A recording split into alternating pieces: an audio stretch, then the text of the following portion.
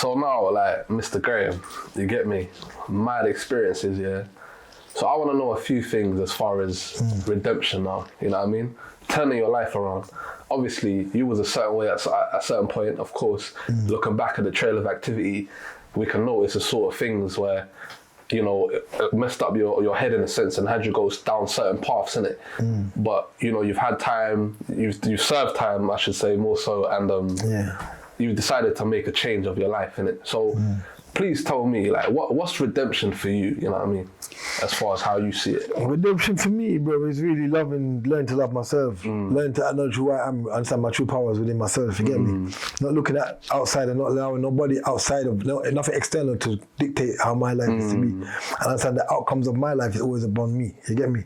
Like, I rule the outcome of my life. Nobody can really dictate. No matter what someone does to me now, I have the final say of how things are gonna be. You get me? I understand that now. Before, is my ego, my pride would want to relay my actions. Now my true self will relay my actions. So I will respond differently to what before. You get me? And that's not easy to do, bro, but it's something that was well needed to be done.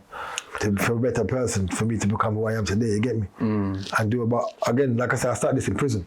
I started the transition in prison, in one of the most hardest environments to transition where, you know, you're around people that everything's negativity, but I decided that I'm not gonna do that. And then even in that, by me talking to me turning my life and start analyzing certain things, look at certain things, I one of a lot of people, like I said, I met friends, I met people who were like, wow, this guy is amazing, because for them, it's like, they look at it like, they never talk about their past or what they're going through. They realize not to cut you off, but I want to quote you quickly because you said something to me that was so mad. But it's like, it's mad hearing it, because you're someone now who's a great speaker, like you do a lot of talking. Yeah. But you said the worst trauma is the trauma that you don't talk about. Well, of course. Your words, right? Well, of course. Powerful. Of course. You can't, there's a lot of things in my life I can't talk about it, or I'll be criminal myself, to be honest with you, or criminal others. And a lot of people turn their lives around. Do you get me? They've turned their life around. And then there's things that happen in my family home that I can't speak about because I won't make everyone in public, because then that affects other people in my family. Do you get me? So I've got to be sensitive. I've got to be sensitive. You get me? There's things happen in my life just with friends that's happened that I can't talk about. So there's a lot of things you can't talk about, and you got to carry all this with you. But then you have to learn, how do you expel, or how do you dispel, shall I say, this type of energy?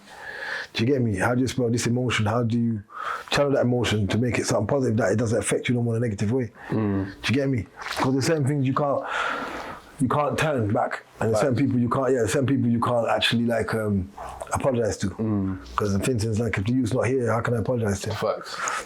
And you can't undo certain things. You can't do certain things. Done, You get me? You can't undo certain things. You can't. But I mean, looking at you now, obviously you're a proud author. You got an awesome book that's out. Thank you. You're a mentor. You know what I mean? You're involved in so many documentaries. Like, I always say, it's never too late for you to turn a bad thing into good. And I can only salute a person who's got the, I'm gonna say, the audacity to want to do that, because it takes guts, bro, to even admit to yourself that, you know what, how I was living was a bit mad. You get me? And now I just got to do what's right in it, because energy don't lie in it.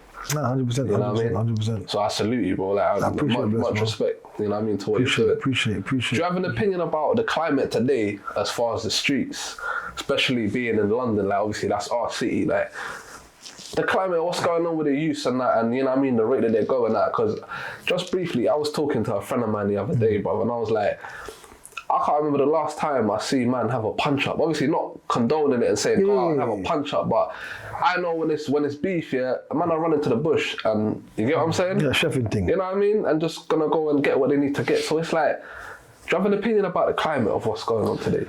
Bro, I feel, like I said, the trauma, there's a lot of traumatized young people. You got to understand, since the birth of this internet, internet's good, don't get me wrong, internet is what allows people to hear the podcasts. But when you think about the reality of this, a lot of things have been going on, because back in days, we had a lot of violence back in days. Like I said, I'm 11, so we're doing mad violence. People get stabbed at everything. Right. It's not new. This type, I won't even say like this era is more new with the stabbing.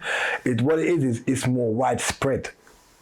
Because in our era back in days, there's no internet, there's no social media. So you get me? It's way long before the big mobile phones came in, the Motorola, you get me? So, man, and them days, they didn't have no internet like that on it. So when you look at it, with the social media, with this internet, that's what they call World Wide Web, innit? Which is a wealth of information. But also, the most fastest and dangerous way to spread trauma. You know what I mean? Because you're seeing, like, growing up, I lost my first friend at the age of 11, to train tracks, because we were doing graffiti, well, they were doing graffiti them days. Yeah, I lost a cousin to that still. I lost two friends to train tracks. Is it? Lost a cousin? Yeah, I lost a cousin to that. Is it? Yeah, graphing on the tracks and that, yeah. Wait, from up your ways? Yeah, my way, like Ealing side. So. Okay, yeah, I lost two friends to that scene when I was 11. But the reality is this. We remember them days, the boogie down, them watching boogie breakdance and them things, and you get me? And that's when people got into graffiti. Beat street, and you get me? Breakdance and kind of people got into graffiti and body popping and things there, Seeing them days there. I used to body popping them things there, so you. All right. I'm like a bad boy body popper. You get me? Shit. See? But what you know, that's what man enjoy, you get me? But at the same time, we got caught up in but that's one or two movies. But when you think about it, that influenced us. You get me? Influenced, man, without a doubt. But when you look at now, the amount of, that's only one or two movies you got back in the days, and you had the movie Colours, that influenced us as well on the street. That movie Colours, that colour influence, man. You get me? That got man out there doing real. We weren't cripping and blooding. You get but me? when we watched that, we was like, right. Flags now, yeah. Yeah, when we watched that back in the days in the 80s, bruv. Is it what, 80s, bruv? That was it. Oh my God. We was on streets doing madness, bruv. Because man was, when you're your crew, you're like, you get me? It's the thing that had an influence on us. But the reality is this, today, social media, it's so much negativity, so much imagery pushed at you. Do you get me? Like, the youth are seeing too much trauma, bro. Because you're seeing everything that holds America. Now before you had the 1 or 2 movies in America, you see 1 or 2 things in Jamaica, you see. Now you're seeing everything. You go on social media, type in Chicago gangs. You see everything, You see everything that's going on in Chicago. You see everything's going to New York, everything's going to LA, everything's going to here, everything's going to Jamaica, everything's going to Haiti, everything's going to Somalia, everything's going everywhere, bro. Islands, wherever it is, bro. You're seeing trauma. Bro, they use them on their tap, bro. They're wild. With no respect. They know, and it's not just about them being just not want to be negative. It's so much trauma they're seeing, bro. They're getting numb to a lot of stuff. But you know what's fun as well, and they're getting fear, and they're having they're living in their pain, bro. They're walking their pain bodies. Yeah, but it's like certain reputations. Like, you don't want to have a reputation of the murder capital. Like, why is that something to be proud of? Like, because it's the illusion. But remember, we live in constructs. We live in a constructual society, bro, where people cleave to what they think is normal, cool. I feel you. People feel it's cool to be gangster, bro. Like, I didn't hit the streets, and me and my friends, we didn't hit the streets because we just want to be cool, or because we just want to be part of drugs, and we were selling drugs, we were selling weed back in the days, and ash and everything there. We know that man wanted to be that. Do you get me? Because I wasn't really big on the drugs anyway. Just look at money, get little clothes and that, wallabies or whatever. That wasn't really my thing. But it's like that was kind of school there, I'm thinking. But nowadays, you want to be fuggy. Like, it's a cool thing to be gangster. 100%. Do you get me? And it's because you're seeing so much on the media. Like, it's cool to be a gangster. It's cool to be outlaw. It's cool to not care about your life. Mad. But it's so when you think about it, they blame the youth a lot for what they're doing. But when you really kind of deep, society paints this image. Do you get me? Society's got a lot Society's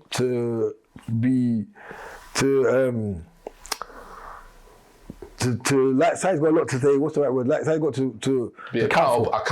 Yeah. Because they've done. Perpetrating a lot of imagery, feeding man a lot of stuff. Bro, it's constantly feeding it, bro. Even think about it.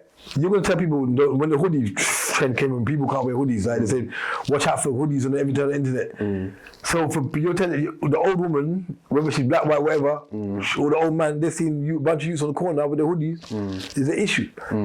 You're promoting trauma through your sayings. Even when they talk about knife crime on the TV and the news and that stuff, I get you're making people aware, but overexposing something doesn't no longer become awareness. What you're doing now is traumatizing. Because a youth who doesn't not into gangster thing, who's not into the streets life at all, gonna be entertained by that. No, not even just entertained. Look at psychologically. A youth who's not even into streets life at all. When you're seeing all these guys every minute, this man walking knife, that man chefing, this man chefing, your first car is, well, you know what? I'm a young boy, I'm a school boy, I'm not into street life, but I'm walking my knife because I don't want it to hurt me. So you're going to walk with it, not because you actually want to be a thuggy, but I'm going to defend myself. Then some people will think, well, it's a good trend, I want to get involved with it. But some kids are doing that out of fear. So what they're portraying is too much is knife this, knife that. you're fear-mongering a lot of young people as well. Like scaremongering. That's traumatizing. I hear you. You understand? So society, all these medias and everything that are promoting this negativity, even if some of them might think they're doing good by promoting this crime, this knife, that violence, this, that. No, you're actually traumatizing people. Facts. Because if you over-push something, it's like when I go to school, I talk to young people about violence. I don't over-push certain violent conversations with them because then I'm making it feel like it's kind of cool. I will explain to you what I've been through and the trauma that I went through when I got there. And the consequences. Yeah, the consequences. Well. Yeah. But you're not over-pushing trauma, knife. Sick. But then you're making people feel like, well, you know what? Either it's cool to have a knife because it's like the normal thing. That's for the person who's lost his mind head already. Or the other person who's feared for what you're talking about is going to pick up a knife because I feel like I got to protect myself. That's a great point. Do you get me? So when you think about what society's doing, bro, some may think they're actually trying to help, but they're actually making more problems. You get me? So it's really understanding the deeper issue because I remember because I like the psychological looking at things. Yeah, me too, bro. It's really learning that society, bro. This whole internet thing it can be a cool tool, bro, but it's dangerous, bro. It's dangerous. You get me? 100%. It's dangerous, and then the amount of airtime they're giving to violence and and negativity, and you look at EastEnders and all these kind of shows that are showing. Yeah. It's cool to have a broken family. It's cool to be like Bianca. It's cool to have nothing. It's cool to go through these problems, bro. You're making people feel like it's norm to have these mash up families. It's norm to go from relationship to relationship. It's norm to. I'm not a perfect man. I've got baby mothers. You get me? But the reality is, it's not the norm. It shouldn't be cool to be living like. You get me? Man should just be living out here wild. Yeah, just a structure wild, bro. Structure life, bro. You get me? Just the point I'm making is. Society makes it cool to do these things, all these soap operas and these shows. And I agree. It's making it like it's a norm, innit? It's a norm to live like this, bro. But it's not the norm, bro. Broken families and... It's like also like, I was going to touch on it lastly as well, but men's mental health. Yeah. It's massive, bro. Bro, no, but the thing is with me... Trauma is mental health, innit? 100%. But I don't know about you, sorry, but... It's like the commercial side of it is kind of pissing me off a little bit because you see people come out and they're making their comments or whatever, but they're doing it in a way where they're trying to do some kind of commercial gain by talking about it, even though it's actually a real thing, and there's not enough men that's really coming out and talking. That's why I credit you. Like, I salute you a lot because you talk about your trauma. Yeah, bro. You see, it's trauma and mental health, same thing. Because mental health is literally the health of your mental. Yeah, But today the word mental has got stigma to it because we got to understand language is stigma. Again, we live in a construct. The stigma behind the word mental health is like, you're not right. You're this. You need pills and all this kind of stuff. And you get me? Because that's what people look at. That's how actually use the word trauma or PTSD more than actually look at the word mental health. But it is mental health. Because mental health is literally just your mental. Like you got physical health. 100%. Physical health is how physical fit you feel and da da da. Mental health is how mental, but they stigmatize mental health just like they stigmatize the word gang. When you look at the word gang, we shout and scream the word gang, not to stray from the conversation, but again, it's understanding the English language and the conduct and the way they change it. Because the word gang, back in the old days, it never had the stigma like mental health's got a stigma bad now, but the word gang had the stigma of negativity. When you work in a gang, even today, if you work on a train line, you're a gang of workers. It's a positive connotation. Yeah, absolutely. But when you look at the word gang, based on the Home Office definition, which is 2012 Home Office definition, gang is a negative thing. Three you part together, you're a gang. It could be me, you, and the cameraman. We're a gang now all of a sudden. What does that make sense? Humans naturally bond. It's a natural nature to bond. Absolutely. Do you get me? But then all of a sudden when you bond in the West, you hang with people you grow with, you're a gang. That don't make no sense, bro. You get me? But then, if you go back to Chicago definition of gang, which predates even the LA concept of gang, it's different, bro. Because the Chicago definition of gang, then you can kind of line it with what happened in Jamaica, the politics. Chicago definition of gang, it means government-assisted neighborhood groups. Okay, acronym thing. Yeah, that's what gang. That's what gang down. That's an old definition going back donkeys, bro. Before the 80s, and that definition of gang is government-assisted neighborhood groups because the government assisted. This is my virgin. I talk about it in my documentary. My virgins actually give me some insight on it when I'm in Chicago. They get me that. So even youth in Chicago are lost because when they're shouting gang, and we saying gang, it's like. It's kind of lost because people realize that the whole construct came from a construct where the government was assisting era leaders, people, and gave them funding to work on their projects. So they were assisted by government. So Oh, a lot of us over here, we ain't assisted by government, bro. Government, 100 million. you know, you have certain, you do have crime families where government might assist and they work with, but not over here. In Jamaica, you have crime families that work with government. Labour and PNP and certain people who are government through the government. 100%. You get me? Government, they fight for government. But we not, youth over here ain't assisted by government, bro. So we're shouting gang and we don't even know where the real concept is stemmed from. Yeah. We just got what concept of it. Do you get me? So, and amongst men as well, like I feel like the masculinity thing, obviously toxic masculinity is something that's real. Yeah. But for me, I don't see, like, you see the alphaism being an alpha, like, that's not really masculine for me, innit? Yeah. As a man, you got a divine purpose, innit? You got to provide, you got, you know what I mean, create some kind of structure to allow a family to seep into, innit, like, sort of thing. Well, you understand me? You see, you shouldn't be focused on the pressures of what next man are doing, because you know what I mean? Well, bro, what next man's doing should never be a concern. You know what I mean? But obviously with us, like as males, it's, you know what I mean? Yeah, bro, like, that's also, again, it boils back to a person's traumas. Not to judge nobody, but person's traumas. Because if a person feels like my obligation, because that was me in the past, my obligation in the past, I wouldn't have landed up in prison, I wouldn't have landed up having to leave England to go to Jamaica. I put myself in a predicament when I had two beautiful kids back in England when I was younger. You get my first two children. But because of me aligning my loyalty to my friends, which I call it misplaced loyalty, because again, I look back on certain things in my life, bro, and certain people, when they had problems, they call me, I'm dealing with it. You want somebody violate you, I'm not asking you what happened or why it happened, I'm just going to help you out. Yeah, win, lose or draw. Whether I'm physically or whether I'm going to go with you physically or I'm going to assist you in whatever way, I'm going to make sure you got what you got to get to do what you got to do. Which that still makes me accomplish to your corruption. Absolutely. But the point is this, is that a real friendship? Because really, like, all right, let's make it like this. Let me give you a scenario that's easy I can talk about, that I can proudly speak about. Not proudly like in a like good way, but I can give you an example where I assisted a friend. My brethren, we're playing pound at the wall at school. Yeah, we're young boys at school. My last chance at high school. Pound at the wall. My brethren lose all his money. Yeah, why shouldn't play that at school anyway? But if you're young and, like I said, naive, playing pound at the wall, he loses all the money. He goes away and says he's borrowing money from a friend. He buys his brother by you in his class, takes money, comes back with playing pound at the wall. Man. You get his brother. His brother comes, not run up his mouth, but he has a right, he's in his right. Them time they were thinking, you run up your mouth to us. But he has his right, because a man robbed your brother, you have the right to be angry. You get me? We see it as violation, yeah, and we just automatically fight. Now, at that moment, that's a few pounds he took from the guy. Bro, we used to have our little weed selling, a little ash and them things selling. Man had money, man had wallabies, we could have gave back to you, wherever it was he got robbed, give a little weed on top of it or some ash and say, cool, bro, your brothers, no problem, play brother easy, it's cool. I still would have been in school. My brother would have got kicked out of school neither. My brother just come to school, he was already kicked out from school.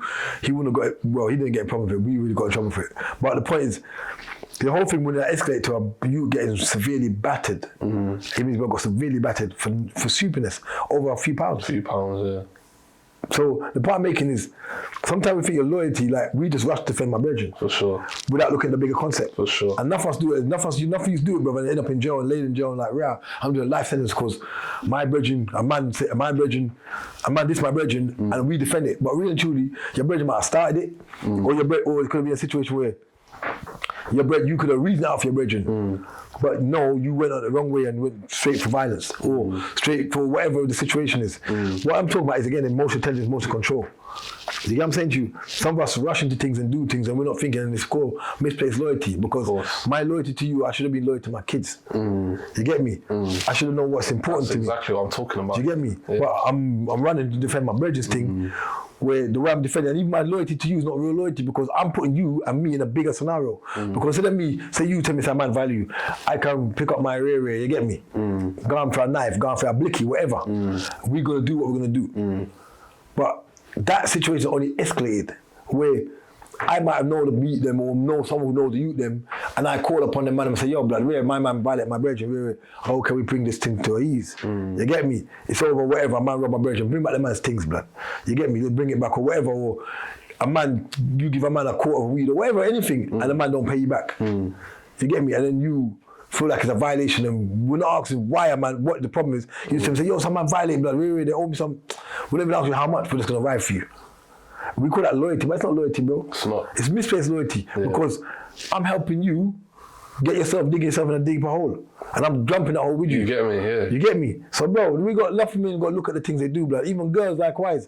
Enough girls got to do the same thing. I feel like a lot of us need to really just rein in our emotions, blood, and start dealing with, get some control.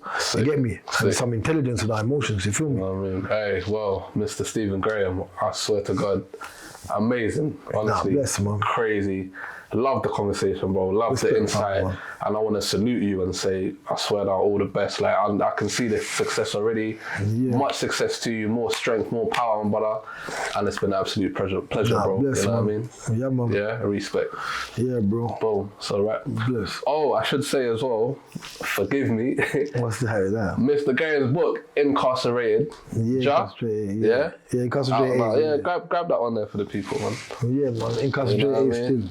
That one there. Where can I get that from? Amazon, Amazon on my website still. And there's what's the website? Stephen Graham Projects. And there's a documentary as well about Jamaica Prison. The documentary as well, Jamaica Prison. It was on YouTube. It's on YouTube, but now people can actually get it from Amazon. It's actually on Amazon now. Amazing. Yeah, it's called, what's it called? It's called Locked Up in Jamaica. Locked Up in Jamaica. Yeah, Locked Up in Jamaica. Crazy, man. Yeah. Support Mr. Graham, you know what I mean? He's over here doing great things, you know what I mean? Much salute, man. Much salute, man. Bless family, man. Respect.